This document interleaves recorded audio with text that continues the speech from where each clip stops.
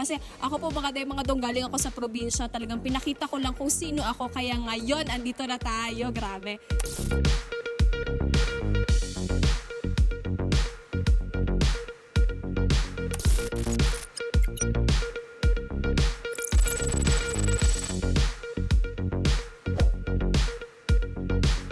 So hello mga Inday, mga Dodong. This is Inday Fatima, ang inyong probinsyana. Ayan, so sobrang happy ko, grabe. My God, mga Inday, mga Dodong, andito na po ako ngayon.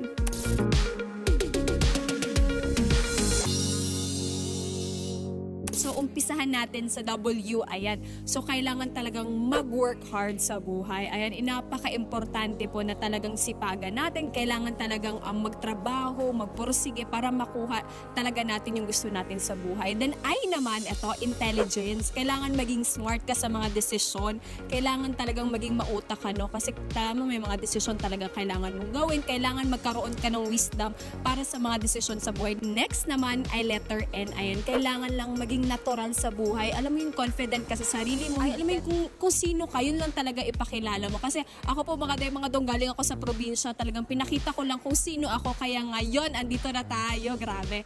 So next naman, dahil tatlo na yun, dagdagan pa natin ng dalawa. Ito, kailangan lang naman mga maging grateful ka and thankful ka, of course, sa mga narating sa buhay, sa mga, alam mo, maliliit na bagay. Napaka-importante na maging grateful tayo, thankful, of course, sa mga katrabaho natin, sa mga taong nakapaligid sa atin, pamilya natin, of course, ang Panginoong Diyos na naggagabay sa atin araw-araw.